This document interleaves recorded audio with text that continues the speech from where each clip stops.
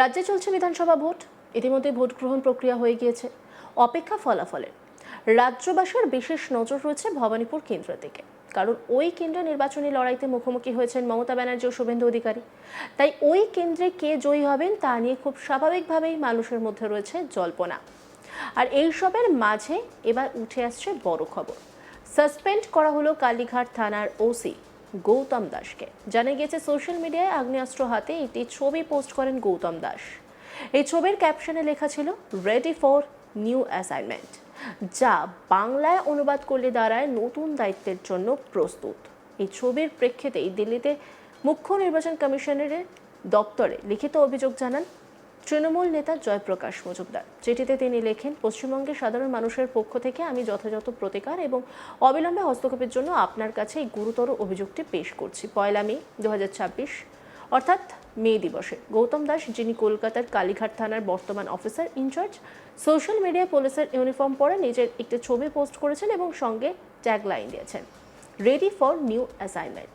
ছবিটি কেবল অস্বস্তিকরই নয়, আইনের চোখে অত্যন্ত আপত্তিকর। তিনি হাতে একটি অত্যন্ত অত্যাধুনিক অস্ত্র ধরে সামনের কাউকে লক্ষ্য করে আছেন।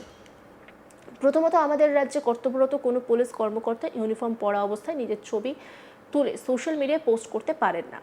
অন্যান্য অনেক রাজ্যেও একই ধরনের বিধিনিষেধ বলবৎ আছে। তারপর সামাজিক মাধ্যমের সাধারণ ব্যবহার সংক্রান্ত ভারত সরকারের বর্তমান প্রোটোকল অনুযায়ী হুমকিমূলক ক্যাপশন সহ অস্ত্রের এমন প্রকাশ্য প্রদর্শন নিষিদ্ধ। দ্বিতীয়ত, তাকে এমন কোনো অস্ত্র বরাদ্দ করা হয়েছিল কিনা বা তিনি এমন অত্যাধুনিক অস্ত্র ব্যবহারে প্রশিক্ষিত কিনা তা প্রশ্নবিদ্ধ। তৃতীয়ত, তার সামাজিক মাধ্যমে পোস্টের উদ্দেশ্য ও সুর কেবল বিপজ্জনকই নয়, বরং অত্যন্ত বিতর্কিত, কারণ এটিকে সাধারণ জনগণের প্রতি সরাসরি হুমকি হিসেবে গণ্য করা হচ্ছে। এমন অত্যন্ত আপত্তিকর ও আইন ভঙ্গকারী কাজ ক্ষমা করা যায় না এবং এর তদন্ত করে যথাযথ শাস্তি দেওয়া উচিত। সুতরাং আপনার অবিলম্বে হস্তক্ষেপ এবং যথাযথ ব্যবস্থা গ্রহণের জন্য আমি বিষয়টি আপনার সামনে উপস্থাপন করছি। এরপরই দেখা যায় গৌতম দাসকে সাসপেন্ড করা হয়েছে। লালবাজারের তরফ থেকে সাসপেন্ড করা হয় তাকে। কালীঘাট থানায় নয়া ওসি করা হয়েছে চামেলি মুখার্জিকে। উল্লেখ্য, ভবানীপুর বিধানসভা কেন্দ্রে কিছু অংশ এবং মমতা ব্যানার্জির বাসভবন এই কালীঘাট থানারই আওতাধীন। শশী পাজা তিনি কি বলেছেন শুনবো। কালীঘাট থানার ওসিকে দেখা যাচ্ছে সোশ্যাল মিডিয়ায় তিনি একটা রাইফেল হাতে ধরে আছেন এবং তাতে লেখা হচ্ছে ওয়েটিং ফর নিউ অ্যাসাইনমেন্ট। এটা নিয়ে আমাদের দলের পশ্চিমবঙ্গ তৃণমূল কংগ্রেসের সহ সভাপতি একবারই চিফ ইলেকশন কমিশনার এবং সিইওকেও দিয়েছেন চিঠিতে। এটা হয় কি করে?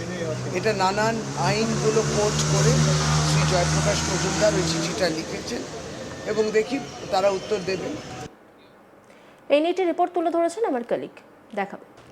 বাংলায় নির্বাচনের প্রাক্কালে দেখা গিয়েছিল নির্বাচন কমিশনকে একাধিক আইপিএস, এসপি, থানার ওসি, আইসিদের বদল করতে। তবে নির্বাচন মিটেছে গত 29 তারিখ, দ্বিতীয় দফার নির্বাচন শেষ হয়েছে 4 তারিখে একবারে ভোটের ফল ঘোষণা। তার আগে কিন্তু একবারে লালবাজার তাদের একটা বড় পদক্ষেপ দেখা গেল, যেখানে লালবাজারের তরফ থেকে কালীঘাট থানার ওসি গৌতম দাস তাকে কিন্তু সাসপেন্ড করা হয়েছে এরকমটা জানা যাচ্ছে। তবে এবং কালীঘাট থানায় নতুন ওসি হিসাবে নিযুক্ত করা হয়েছে চামেলি মুখার্জিকে। তিনি নতুন ওসি হিসাবে জয়েন করছেন কালীঘাট থানায়। তবে কালীঘাট থানার যিনি প্রাক্তন ওসি ছিলেন গৌতম দাস, তাকে সাসপেন্ড করার পেছনে কিন্তু রয়েছে এক বিশেষ কারণ। গৌতম দাস, যিনি কালীঘাট থানার ওসি পদে নিযুক্ত ছিলেন, তিনি তার সোশ্যাল মিডিয়ায় একটি ছবি পোস্ট করেন, যে ছবিতে তাকে একেবারে বন্দুক হাতে, একটা আগ্নেয়াস্ত্র হাতে ধরে তাক করে রেখে সেই ছবি তিনি পোস্ট করেন এবং সেই ছবি পোস্ট করে তিনি সেখানে তিনি ছবির ক্যাপশনে লেখেন যে ওয়েটিং ফর নেক্সট অ্যাসাইনমেন্ট। এই যে ছবি, সেই ছবি কিন্তু খুবই প্রাসঙ্গিক হিসাবে মনে করে তৃণমূল কংগ্রেস এবং সেটা একটা ইঙ্গিতপূর্ণ অর্থ বহন করছে এমনটা তারা মনে করেন এবং সেই নিয়েই কিন্তু নির্বাচন কমিশনের কাছে কিন্তু চিঠি লেখেন, একেবারে চিঠি লিখে দ্বারস্থ হয়েছিল রাজ্য শাসক দল তৃণমূল কংগ্রেস। জয়প্রকাশ মজুমদার তিনি তৃণমূল কংগ্রেসের তরফ থেকে কিন্তু এই চিঠি জমা দিয়েছিলেন নির্বাচন কমিশনের কাছে এবং তারপরেই দেখা গেল লালবাজারের তরফ থেকে কিন্তু কালীঘাট থানার যিনি ওসি ছিলেন গৌতম দাস তাকে কিন্তু সাসপেন্ড করা হয়েছে এবং সেই জায়গায় চামেলি মুখার্জিকে নতুন ওসি হিসাবে নিযুক্ত করা হয়েছে কালীঘাট থানায়। যে ছবি গৌতম দাস তিনি পোস্ট করেছিলেন সেখানে সেই ছবিতে দেখা যাচ্ছিল যে একটি আগ্নেয়াস্ত্র যেটা একেবারে যুদ্ধে ব্যবহার করা হয় সেরকম এক আগ্নেয়াস্ত্র তিনি হাতে ধরে রয়েছেন এবং হাতে ধরে তিনি সেখানে পোস্ট করেছেন যে ওয়েটিং ফর নেক্সট অ্যাসাইনমেন্ট।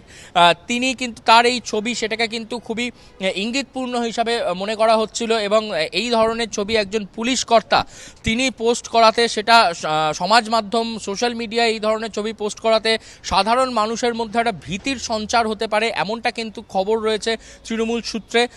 এবং এই ঘটনার পরই কিন্তু একবারে সরব হয়েছিলেন তৃণমূল কংগ্রেস। শশী পাঁজা তিনি তৃণমূল কংগ্রেসের মুখপাত্র এবং রাজ্যের মন্ত্রীর পদ সামলেছেন তিনি কিন্তু একেবারে আজ তাককে তিনি জানান এই যে ঘটনা, এই ঘটনার পরে তারা কিন্তু নির্বাচন কমিশনের কাছে একটি চিঠি লিখেছিলেন। চিঠি লিখে নির্বাচন কমিশনের দৃষ্টি আকর্ষণ তারা করেছিলেন এবং দৃষ্টি আকর্ষণ করে তারা এই বিষয়টি বলতে চেয়েছিলেন যে কোনোভাবে এই ধরনের ছবি মানুষের মনের মধ্যে একটা ভীতির সঞ্চার স্থাপন করতে পারে। এই যে এর আগে আমরা দেখেছি যে একেবারে উত্তরপ্রদেশ থেকে এবং বিভিন্ন জায়গা থেকে প্রচুর পরিমাণে নতুন অফিসারদেরকে নিয়োগ করা হয়েছিল, আইপিএসদের নিয়োগ করা হয়েছিল। সেখানে আমরা দেখেছি দাবাং অফিসারকে দেখেছিলাম, দাবাং আইপিএসকে আমরা দেখেছি যিনি কিন্তু একেবারে দাবাং স্টাইলে ঘুরে বেড়াচ্ছিলেন এলাকায় এবং শাহজাহানকে তিনি কিন্তু একদম হুমকির সুরে তিনি একেবারে হুমকি দিতে তাকে শোনা গিয়েছিল। এই ঘটনার পরে কিন্তু একবারে কালীঘাট থানার ওসি তিনি যেভাবে ছবি পোস্ট করেছিলেন আগ্নেয়াস্ত্র নিয়ে, তাতে কিন্তু একেবারে তৃণমূল কংগ্রেস তারা সরব হয়েছিল এবং এই ঘটনার পরেই কিন্তু লালবাজার বড় পদক্ষেপ গ্রহণ করেছে। লালবাজারের তরফ থেকে ওই ওসিকে সাসপেন্ড করা হয়েছে এবং সাসপেন্ড করার পরেই কিন্তু যেটা দেখা যাচ্ছে যে গৌতম দাস যিনি ওসি কালীঘাট ছিলেন তিনি কিন্তু সেই পোস্ট সেখান থেকে ডিলিট করে নেন, সেই পোস্টকে কিন্তু আজ আর দেখা যাচ্ছে না। কিন্তু তারপরেও কিন্তু তিনি ইঙ্গিতপূর্ণ একটি সিনেমার একটা দৃশ্য পোস্ট করেন, সেটার মধ্যেও কিন্তু বেশ ইঙ্গিত রয়েছে। কিন্তু এই যে ঘটনা, সেই ঘটনার মধ্যে কিন্তু রাজনৈতিক চাপানুত্তর একটা সৃষ্টি হয়েছে। তৃণমূল কংগ্রেস তারা বারবার অভিযোগ করছে যে এই ধরনের বিষয় সেটা কিন্তু মানুষের মনকে প্রভাবিত করতে পারে, একটা ভীতির সঞ্চার স্থাপন করতে পারে, এমনটা খবর রয়েছে তৃণমূল সূত্রে। তারপরেই লালবাজারের এই বড় পদক্ষেপ। তবে এই মুহূর্তে ওসি গৌতম দাস তাকে অপসারণ করা হয়েছে, সাসপেন্ড করা হয়েছে এবং সেখানে নতুন ওসি হিসাবে লালবাজার নিয়োগ করেছে চামেলি মুখার্জিকে। রাজ্যে চলছে বিধানসভা ভোট, ইতিমধ্যে ভোট গ্রহণ প্রক্রিয়া হয়ে গিয়েছে। অপেক্ষা ফলাফলের রাজ্যবাসীর বিশেষ নজর রয়েছে ভবানীপুর কেন্দ্রের দিকে।